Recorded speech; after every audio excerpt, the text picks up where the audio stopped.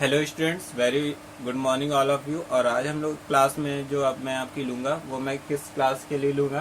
Class 7 के लिए। आपको पता भी होगा आपकी क्लास का ही टर्न है और मैंने आपसे कहा था कि मैं आपको चैप्टर्स अभी करा दे रहा हूँ और समरी बाद में कराऊंगा।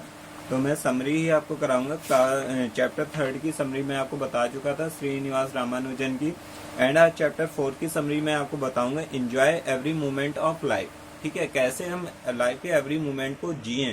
ठीक है, तो इसमें जो समरी है वो वन बाय वन मैं लाइन बोलता जाऊंगा और उसका मीन भी आपको बताता जाऊंगा। तो आपको क्या करना है कि अगर आपके पास बुक अवेलेबल है तो आपको बुक सामने रखना है, उससे भी रीड करते जाना है और मैं जो आपको बता रहा हूँ उसको भी पढ़ते जाना है। इवन आपके पास अगर बुक अवेलेबल नहीं है, if you don't have book, so please listen my words carefully in video. ठीक है, या इन क्लास। ठीक है, तो मेरे वर्ड्स को आपको ध्यान से सुनना है और आपको समरी सारी समझ में आ जाएगी। ठीक है, तो आपको ये दो चीजें करनी, या पहले अगर आपके पास बुक भी है तो भी आप ऐसा कर सकते हैं, या तो क्लास को पूरा देख लीजिए उसके बाद बुक को अपने आप से रीड कर लीजिए।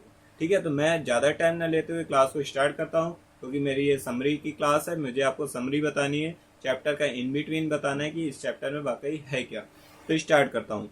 मेरे वर्ड्स को ध्यान से सुनिएगा, क्लास में ही अटेंटिव रहिएगा। ठीक है, अगर आप पूरा लास्ट तक नहीं देखेंगे क्लास को तो आपको कुछ भी समझ में नहीं आएगा। ठीक है, तो मैं स्टार्ट करता हूँ। It is not the length of life which make it great. ठीक है, ये कोई लाइफ की कोई लेंथ नहीं होती। लेंथ का मीन्स यहाँ लंबाई से नहीं है, यानी लाइफ की कोई लंबाई नहीं है, या कोई लेंथ का यहाँ पर कोई एंड पॉइंट भी ले सकते हैं। ठीक है, यानी लाइफ का कोई एंड पॉइंट नहीं होता। ठीक है, या कोई लाइफ ऐसी चीज नहीं कि हाँ चाहिए यहाँ तो इतनी डिस्टेंस पे चले जाइए लाइफ वहां से खत्म हो जाएगी, ऐसा कुछ नहीं है। कि लाइफ में कोई लेंथ नहीं होती विच मेक इज ग्रेट, जो किसी को महान बना सके। कि किसी से कह दीजिए यहाँ जाइए आप 10 किलोमीटर में आपको एक लाइफ नाम का एक पॉइंट मिलेगा, आप वहां जाकर ग्रेट हो जाएंगे, ऐसा कुछ नहीं है। इस पहली लाइन का मतलब ये है, it is the depth of life. ये क्या है? एक डेप्थ है, गहराई है, यानी लाइफ को गहराई से जिया जाता है, यानी कि उसको फील किया जाता है। ठीक है, उसके एवरी मोमेंट को जिया जाता है। The depth of life means living life moment to moment. यानी डेप्थ ऑफ लाइफ का मीन क्या है कि आप लाइफ को मोमेंट बाय मोमेंट क्या कीजिए, उसको जिए।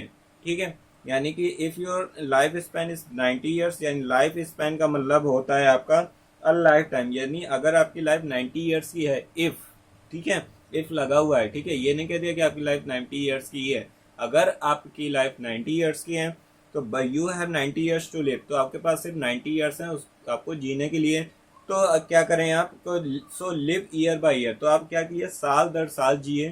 ठीक है, यानी ईयर को भी, एवरी ईयर की इम्पोर्टेंस को समझिए, एवरी मंथ की इम्पोर्टेंस को समझिए, डे बाय डे की इम्पोर्टेंस को समझिए, आर बाय आर की इम्पोर्टेंस को समझिए। आर बाय आर का मतलब घंटे दर घंटे।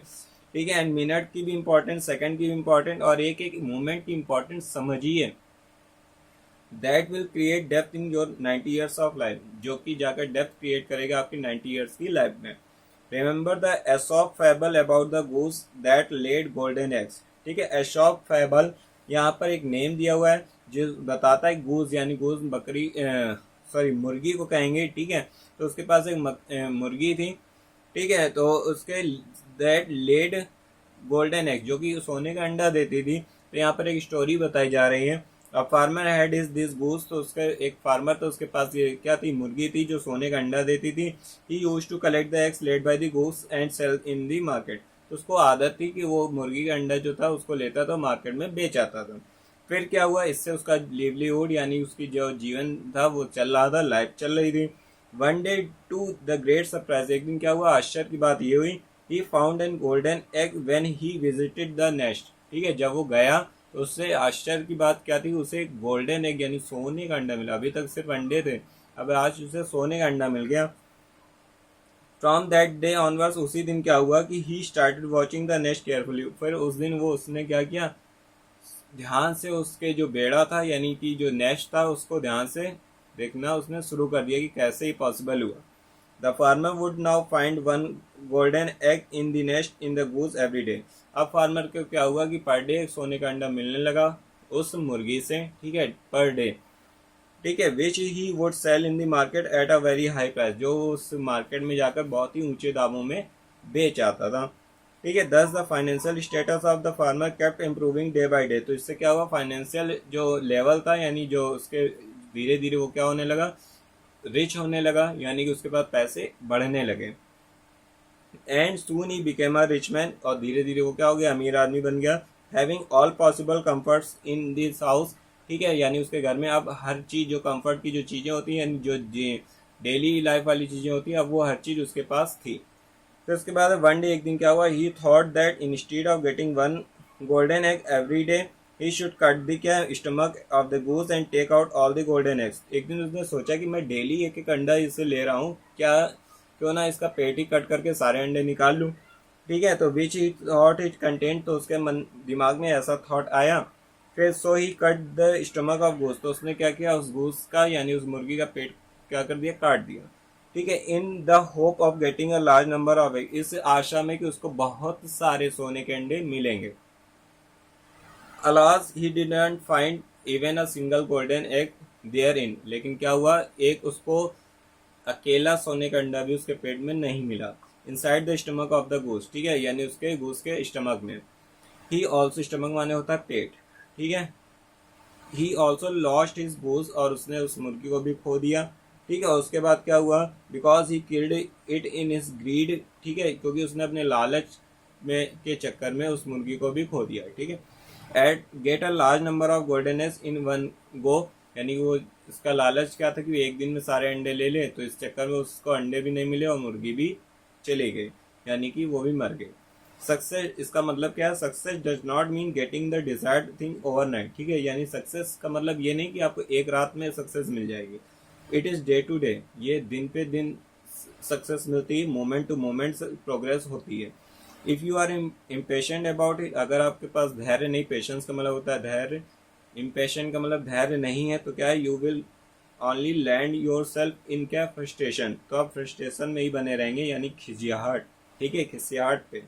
यू फील सैड, आपको सैड फील होगा, because you have not learn to live moment of to moment your life, क्योंकि आप मोमेंट ऑफ मोमेंट यानी समय के साथ अपनी लाइफ को एंजॉय नहीं कर रहे होंगे। ठीक है, आप अपने फ्यूचर पे ही लगे रहेंगे।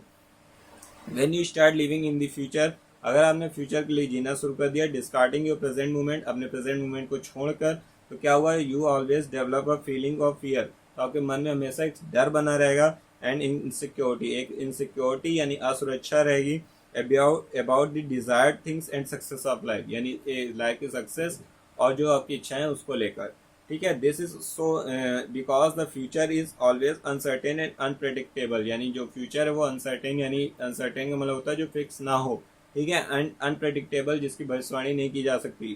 ठीक है, no one knows what is going to happen, कोई नहीं जानता कि आगे चलकर क्या होने वाला है। इन दी नेक्स्ट फ्यू सेकेंड, अगले कुछ सेकंड में। ठीक है, नॉट टू से of distant future in life, और ना ही बहुत दूर तक किसी फ्यूचर के बारे में बताया जा सकता है। So let's learn to live in our present, तो क्या है, हमें अपने प्रेजेंट में जीना सीखना चाहिए, इंजॉइंग मोमेंट और टू मोमेंट इन लाइफ, और लाइफ के एवरी मोमेंट को एंजॉय करना चाहिए। तो आपका ये था चैप्टर, और चैप्टर मैं आपको पूरा लिखा चुका हूँ, तो और इन बिटवीन मैंने बता दिया है। अब बच्चा है आपका चैप्टर 5, जो अब मैं आपकी नेक्स्ट क्लास में बताऊंगा। ठीक है, क्लास 7 की ये क्लास थी और एंड हो चुकी है। जो लास्ट में क्लास देख रहे हैं, तो वो फिर से जाकर अपनी क्लास को दोबारा से देखें, और जो स्टार्टिंग से जुड़े हुए हैं वो तो अब पूरा देख ही चुके होंगे। तो वीडियो को आप लास्ट तक देखेंगे, क्लास को अपनी लास्ट तक अटेंड करेंगे, तभी आप कुछ पाएंगे, वरना आधा देखेंगे तो फिर आधा ही पाएंगे, जैसा कि स्टोरी में बताया गया। ठीक है, तो आप अपनी क्लास को देखिए, और जो भी अगर आपको इश्यूज आ रहे हैं तो अपने डाउट को पूछिए। मिलते हैं अपनी नेक्स्ट क्लास में, तब तक के लिए थैंक यू।